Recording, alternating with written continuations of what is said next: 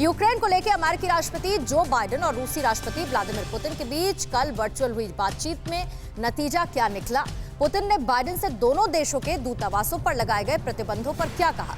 Putin और Biden की बातचीत के दौरान ही किसने किया यूक्रेन की सेना और रूस समर्थित विद्रोही गुटों के बीच झड़प का दावा? ग्लोबल टेंशन से जुड़ी दुनिया की तमाम बड़ी खबरें देखिए टॉप 9 वर्ल्ड बैटलग्राउंड।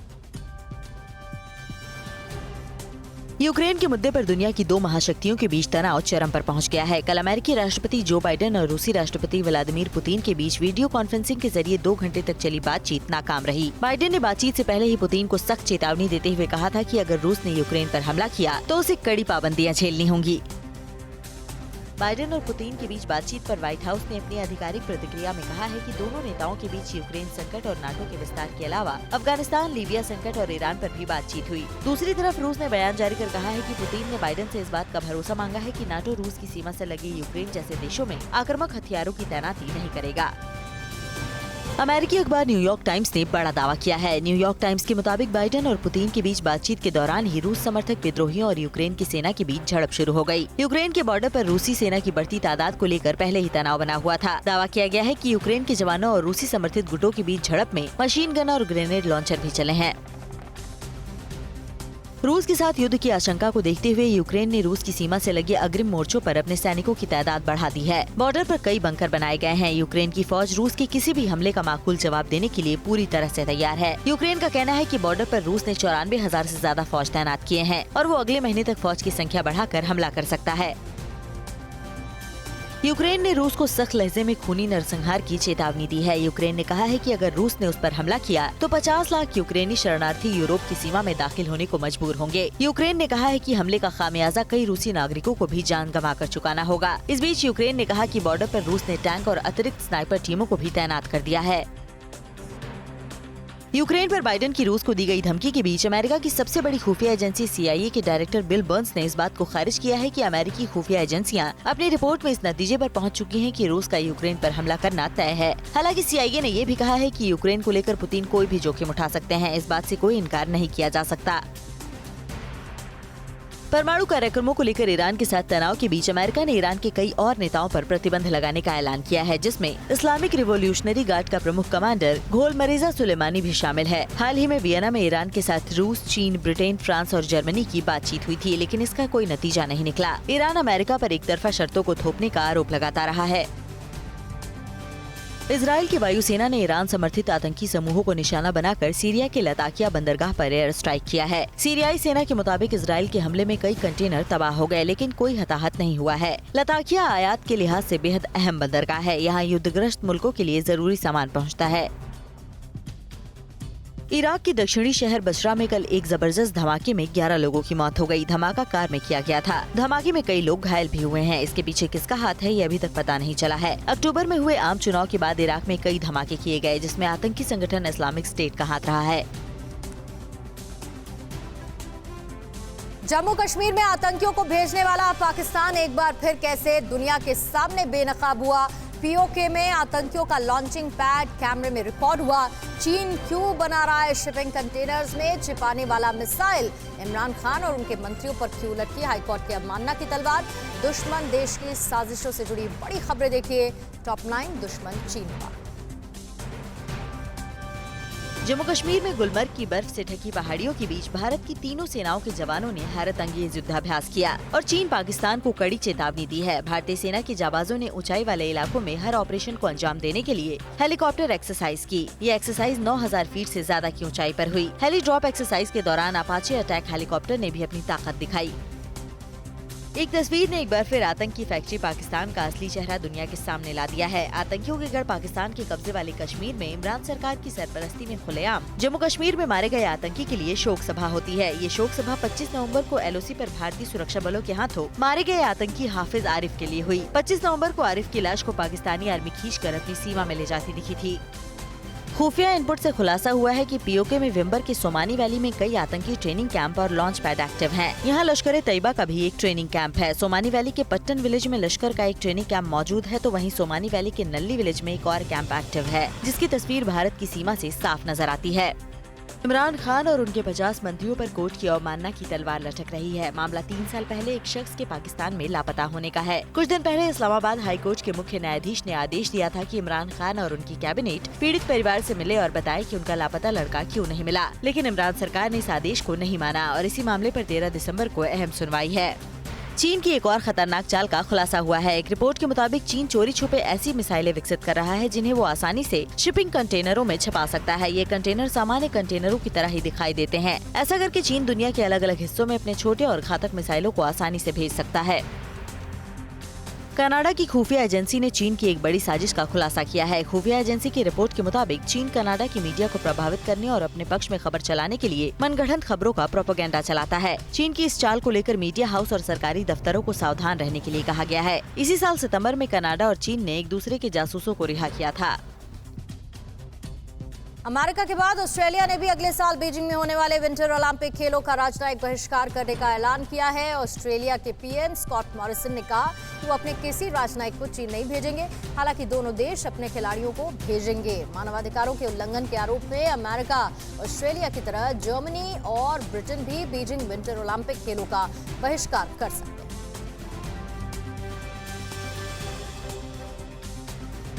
ताइवान के खिलाफ चीन की उकसावे वाली हरकत जारी है। पीएलए के 4 सैन्य विमानों ने फिर एडीज के दक्षिण पश्चिमी क्षेत्र में घुसपैठ की। हालांकि जैसे ही ताइवान ने एयर डिफेंस सिस्टम को एक्टिव किया, वो वापस लौट गए। इस बीच चीन के खतरे से निपटने के लिए ताइवान ने स्वदेशी पनडुब्बी परियोजना को तेजी से पूरा करने का आदेश दिया है।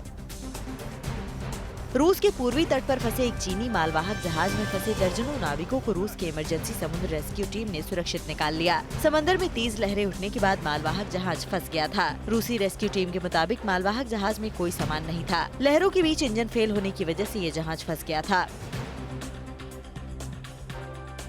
उत्तर प्रदेश चुनाव में मोदी योगी निशाने पर लाल टोपी। समाजवादी पार्टी ने चुनावी इंकलाब वाला गाना लॉन्च किया। मांझी ने नीतीश से क्यों मांगे 1000 करोड़ रुपए और शिवसेना ने ममता को कैसे झटका दिया।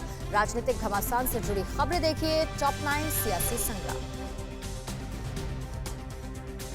पीएम नरेंद्र मोदी ने कल गोरखपुर रैली में समाजवादी पार्टी का नाम लिए बगैर जमकर निशाना साधा। पीएम ने कहा, लाल टोपी वाले यूपी के लिए रेड अलर्ट हैं। पूरा यूपी जानता है कि लाल टोपी वालों को सिर्फ लाल बत्ती से मतलब रहा है। इन्हें माफियाओं को छूट देने के लिए, जमीन कब्जाने के लिए और आतंकियों को जेल से छुड़ाने के लिए सरकार चाहिए। इससे पहले पीएम ने पूर्वांचल को 10,000 करोड़ रुपए की परियोजनाओं की सौगात दी, जिसमें एम्स हॉस्पिटल और खाद कारखाना भी शामिल है।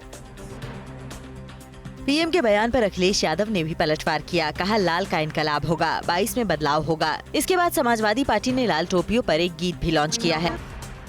बिहार के पूर्व सीएम और हम के मुखिया जीतन राम मांझी ने नीतीश से 1000 करोड़ रुपए की डिमांड की है। कहा, उनके बेटे संतोष सुमन के मंत्रालय को 1000 करोड़ रुपए आवंटित किए जाएं, नहीं तो वे सरकार से समर्थन वापस ले लेंगे। मांझी की पार्टी के 4 विधायक हैं। उन्होंने नीतीश कुमार को धमकी देते हुए कहा कि पैसे नहीं देंगे तो हम आपकी पार्टी में नहीं, गठबंधन में हैं। कांग्रेस नेता राहुल गांधी से मुलाकात के बाद शिवसेना सांसद संजय राउत ने ममता बनर्जी को बड़ा झटका दिया है। कहा, कांग्रेस के बिना विपक्ष का मोर्चा संभव नहीं है। संजय राउत ने कहा, विपक्षी मोर्चे का चेहरा कौन होगा, ये चर्चा का विषय हो सकता है। राउत ने कहा कि राहुल गांधी से जो बात हुई वो उद्धव ठाकरे को बताऊंगा। एनसीपी ने कहा है कि 2024 में बीजेपी से मुकाबला करने के लिए कांग्रेस समेत सभी विपक्षी दलों के साथ मिलकर गठबंधन बनाने का प्रयास करेगी। पार्टी कार्य समिति की चर्चा के बाद नवाब मलिक ने कहा कि देश के लोग केंद्र में बीजेपी की सरकार से उब गए हैं और 2024 में बदलाव चाहते हैं। नवाब मलिक ने इस दौरान कांग्रेस के बारे में ममता बनर्जी के बयानों से खुद को दूर रखा। कांग्रेस अध्यक्ष सोनिया गांधी आज कांग्रेस संसदीय दल की बैठक को संबोधित करेंगी। पार्टी सूत्रों के मुताबिक संसदीय दल की बैठक सुबह 9:30 बजे संसद के केंद्रीय कक्ष में होगी। कांग्रेस के पूर्व अध्यक्ष राहुल गांधी भी इस बैठक में शामिल होंगे। इस दौरान कांग्रेस और अन्य विपक्षी दलों के 12 सांसदों के निलंबन के फैसले पर चर्चा होने की भी संभावना है। यूपी में कांग्रेस की खोई जमीन हासिल करने में जुटी महासचिव प्रियंका गांधी आज पार्टी का महिला मैनिफेस्टो लॉन्च करेंगी। इसमें महिलाओं की रोजगार, सुरक्षा और सम्मान के अहम मुद्दे शामिल होंगे। लखनऊ में कल प्रियंका ने कहा कि हमने महिलाओं के लिए अलग से एक घोषणा पत्र बनाया है। हम महिलाओं के लिए जो करना चाहते हैं वो उस घोषणा पत्र में होगा।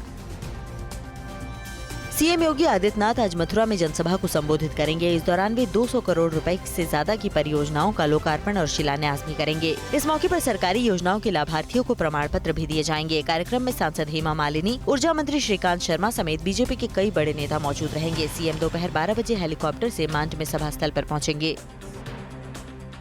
पीएम मोदी की रैली में शामिल होने के बाद निषाद पार्टी के राष्ट्रीय अध्यक्ष डॉक्टर संजय निषाद ने बड़ा बयान दिया है। TV9 भारतवर्ष से खास बातचीत में संजय निषाद ने कहा कि ओम प्रकाश राजभर हमारे साथ आएंगे। चुनाव में टाइम है, अभी देखते जाइए, वो हमारे बड़े भाई हैं। बीजेपी उनका स्वागत करेगी। हम दोनों कंधा मिलाकर साथ लड़ेंगे और 2022 में बीजेपी को जिताएंगे। लोकसभा में गूंजा धर्मांतरण विवाद, आरक्षण न देने की डिमांड। किसान मोर्चा की बैठक आज। क्या आंदोलन खत्म करने का ऐलान होगा? हैदराबाद से कुवैत जा रही 44 महिलाएं क्यों गिरफ्तार हुई? देश से जुड़ी बड़ी खबरें देखिए टॉप 9 राष्ट्र की बात। लोकसभा में कल मांग उठी कि धर्मांतरण करने वालों को आरक्षण का लाभ नहीं मिलना चाहिए। बीजेपी सांसद निशिकांत दुबे ने झारखंड में लालच देकर धर्मांतरण का मुद्दा उठाया, तो वहीं सांसद ढाल सिंह बिसेन ने MP में धर्मांतरण के मुद्दे को उठाया और कहा कि धर्म बदलने वालों को आरक्षण का लाभ नहीं मिलना चाहिए। सदन में शून्यकाल में ही BJD के एक सांसद ने समान नागरिक संहिता को लागू करने की भी मांग उठाई। लोकसभा में कल सरकार ने हाईकोर्ट और सुप्रीम कोर्ट वेतन एवं सेवा शर्त संशोधन विधेयक 2021 पेश किया। ये बिल हाईकोर्ट और सुप्रीम कोर्ट के जजों की सैलरी से संबंधित है। कल सदन में इस बिल पर चर्चा हुई। आज कानून मंत्री किरण रिजिजू सदन में इस पर जवाब देंगे और बिल के पास कराने की प्रक्रिया पूरी की जाएगी। बीजेपी संसदीय दल की बैठक में अटेंडेंस को लेकर पीएम मोदी ने सख्ती दिखाई है। पीएम ने कल कहा कि कोई बिल हो या ना हो, सदन में सभी सांसदों का रहना जरूरी है। पीएम मोदी ने कहा, बीजेपी सांसद खुद में बदलाव लाए, नहीं तो परिवर्तन अपने आप हो जाएगा। संयुक्त किसान मोर्चा की आज दोपहर में फिर बैठक होनी है। मोर्चा ने कहा है कि आंदोलन समाप्त करने के लिए केंद्र सरकार के प्रस्ताव पर आज की बैठक में फैसला लिया जाएगा। केंद्र की चिट्ठी मिलने के बाद कल किसानों ने बैठक की थी, लेकिन वे सरकार के प्रस्ताव से खुश नहीं हैं। किसानों ने MSP पर कमेटी को लेकर आपत्ति जताई है। इसके अलावा भी वे कई बिंदुओं पर सरकार से स्पष्टीकरण चाहते हैं। भारत ने कल ओडिशा के चांदीपुर में जमीन से हवा में मार करने वाली मिसाइल का सफल परीक्षण किया है। ये मिसाइल 15 किलोमीटर दूर तक दुश्मन के टारगेट को खत्म कर सकती है। DRDO ने इस मिसाइल को भारतीय नौसेना की जरूरतों को ध्यान में रखकर बनाया है। हैदराबाद से कुवैत जा रही 44 महिलाओं को राजीव गांधी इंटरनेशनल एयरपोर्ट से गिरफ्तार किया गया है। इनके पास से 2 वीजा मिले हैं। एयरपोर्ट पुलिस स्टेशन के इंस्पेक्टर के मुताबिक ये महिलाएं दलालों के जरिए 2 वीजा लेकर कुवैत जा रही थीं। इनके पास एक विजिट वीजा था और दूसरा एम्प्लॉयमेंट वीजा। ये महिलाएं आंध्र प्रदेश, तमिलनाडु और गोवा की रहने वाली हैं। हरियाणा में डेंटल सर्जन भर्ती में भ्रष्टाचार का आरोप लगाते हुए कांग्रेस ने कल पंचकूला में विरोध प्रदर्शन किया। इस दौरान पुलिस ने पार्टी के सीनियर लीडर रणदीप सिंह सुरजेवाला और कुमारी शैलजा समेत कई नेताओं को कुछ देर के लिए हिरासत में लिया। कांग्रेस नेता भर्ती में घोटाले का आरोप लगाते हुए हरियाणा लोक सेवा आयोग के कार्यालय का घेराव करने का प्रयास कर रहे थे। झारखंड लोक सेवा आयोग की 7वीं से 10वीं परीक्षा का विवाद अब राजभवन तक पहुंच गया है। झारखंड स्टूडेंट यूनियन के बैनर तले कल सैकड़ों अभ्यर्थियों ने राजभवन के सामने प्रदर्शन किया। ये लोग प्रारंभिक परीक्षा का रिजल्ट रद्द करने की मांग कर रहे थे। JPSC में खामियों को दूर करने और दोबारा परीक्षा कराने की मांग को लेकर अभ्यर्थी 37 दिनों से मोरहाबादी मैदान में आंदोलन कर रहे हैं।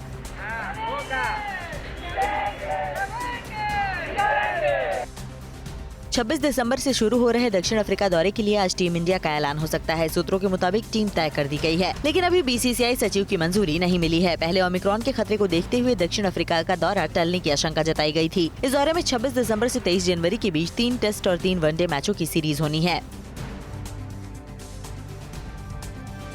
विश्व स्वास्थ्य संगठन ने कहा है कि ओमिक्रॉन के डेल्टा वेरिएंट से ज्यादा घातक होने के कोई लक्षण या सबूत नहीं मिले हैं। विदेश यात्रा से भोपाल लौटे 2 यात्रियों के कोरोना संक्रमित पाए जाने पर हड़कंप मचा।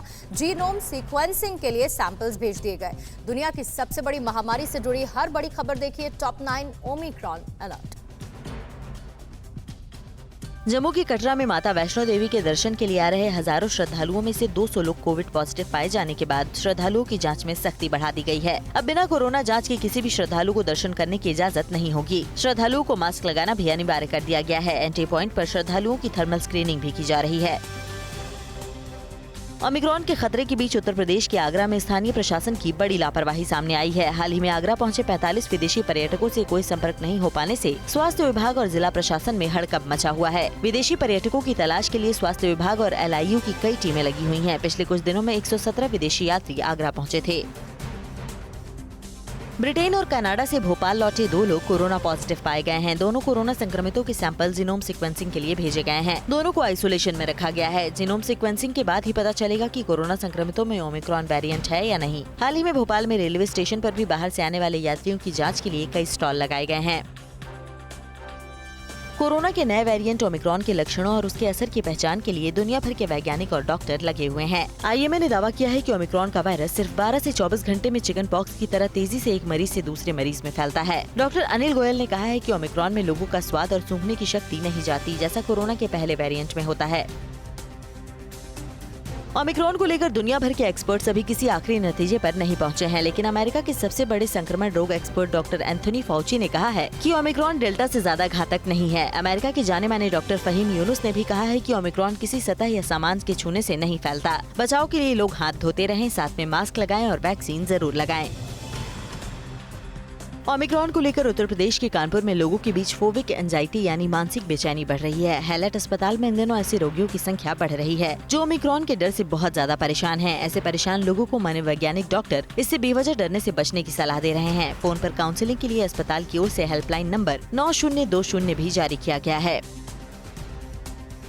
मुंबई में ओमिक्रॉन के खतरे को देखते हुए सतर्कता बरती जा रही है। बीएमसी ने वैक्सीनेशन ड्राइव को और तेज कर दिया है। सार्वजनिक स्थलों और रेलवे स्टेशन के बाहर मिनी बस लगाई गई है जिसमें लोग आसानी से टीकाकरण करा रहे हैं। मुंबई में 2 ओमिक्रॉन संक्रमित मिलने के बाद महाराष्ट्र में कुल केस की संख्या 10 हो गई है।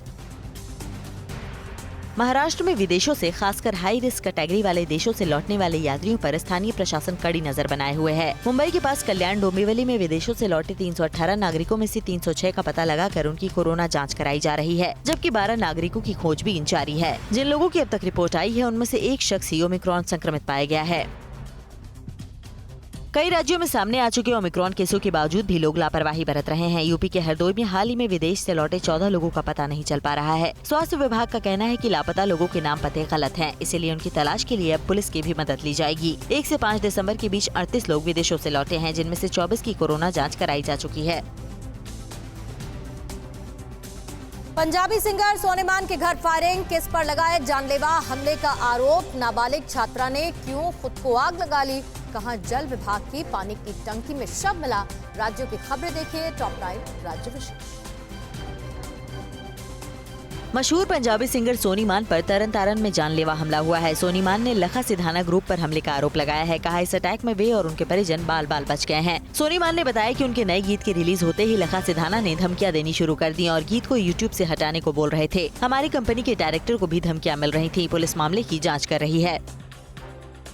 मध्य प्रदेश के जबलपुर में मनचलों से परेशान एक नाबालिग छात्रा ने आग लगाकर आत्महत्या की कोशिश की। झुलसी छात्रा को गंभीर हालत में हॉस्पिटल में भर्ती कराया गया है। पीड़ित छात्रा रांझी इलाके की रहने वाली है। वह 11वीं में पढ़ती है। कुछ युवक उसके साथ लगातार छेड़खानी कर रहे थे। छात्रा ने इसकी रिपोर्ट भी दर्ज कराई थी, लेकिन कोई कार्रवाई नहीं हुई थी। सुसाइड की कोशिश से पहले लिखी चिट्ठी में छात्रा ने 4 आरोपियों का नाम भी लिखा है। हैदराबाद के मुशीराबाद इलाके में पीने के पानी की टंकी में शव बरामद हुआ है। अंदाजा लगाया जा रहा है कि इस व्यक्ति की मौत 4 दिन पहले हुई होगी। सबसे बड़ी चौंकाने वाली बात यह है कि इलाके के लोग पिछले 4 दिनों से यही पानी पी रहे थे। मामला सामने आने पर लोगों ने जल विभाग की लापरवाही के खिलाफ विरोध प्रदर्शन किया। आगरा में कल बीजेपी के 2 नेता आपस में ही भिड़ गए। दोनों के समर्थकों में जबरदस्त पथराव हुआ। पिनाहाटा में पूर्व कैबिनेट मंत्री अरिदमन सिंह की बाइक रैली निकाली जा रही थी। इसी दौरान पूर्व ब्लॉक प्रमुख सुग्रीव सिंह चौहान की गाड़ियों का काफिला भी आ गया। देखते ही देखते दोनों नेताओं के समर्थक आपस में भिड़ गए। उन्होंने जबरदस्त पथराव किया, जिसमें कई गाड़ियों के शीशे टूट गए। यूपी के कानपुर में ट्रिपल मर्डर के आरोपी डॉक्टर का 4 दिन बाद भी कोई सुराग नहीं मिला है। पत्नी और बच्चों की हत्या के बाद फरार आरोपी डॉक्टर की लास्ट लोकेशन अटल घाट पर मिली थी। सीसीटीवी में भी उसके अटल घाट पहुंचकर घंटों बिताने की तस्वीरें कैद हुई थी। आशंका जताई जा रही है कि डॉक्टर ने गंगा में कूदकर आत्महत्या कर ली है। हीरा खदानों के लिए मशहूर मध्य प्रदेश के पन्ना जिले में एक बार फिर गरीब किसान की किस्मत चमकी है। कल मुलायम सिंह नाम के एक किसान को खुदाई के दौरान 60 लाख का हीरा मिला है। किसान अपने 6 अन्य साथियों के साथ खुदाई कर रहा था, तभी उसे 13 कैरेट का हीरा नजर आया। इसके साथ ही कल 6 और भी हीरे मिले हैं। उत्तराखंड में रुड़की के तेलपुरा गांव में पशुओं के बाड़े में घुसे गुलदार को पकड़ लिया गया है। कल रात गुलदार देखे जाने के बाद गांव में हड़कंप मच गया। लोगों ने पुलिस को सूचना दी। इसके बाद वन विभाग की टीम भी मौके पर पहुंच गई। घंटों चले रेस्क्यू ऑपरेशन के बाद वन विभाग की टीम ने गुलदार को पिंजरे में कैद कर लिया। इसके बाद ग्रामीणों ने राहत की सांस ली। दिल्ली में पेट्रोल डीजल से चलने वाले ट्रकों की एंट्री पर अगले आदेश तक बैन जारी रहेगा। इसके पहले दिल्ली सरकार ने प्रदूषण के चलते दिल्ली में 7 दिसंबर तक ट्रकों की एंट्री पर बैन लगाया था। अब इसे और बढ़ा दिया गया है। दिल्ली में प्रदूषण के चलते सुप्रीम कोर्ट ने दिल्ली और केंद्र सरकार को फटकार लगाई थी और एहतियाती उपाय करने को कहा था।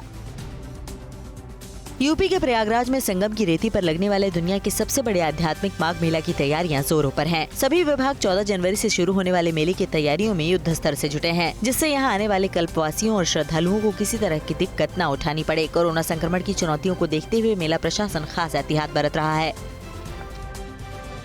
फिक्र आपकी, सोमवार से शुक्रवार रात 9 बजे सिर्फ TV9 भारतवर्ष पर।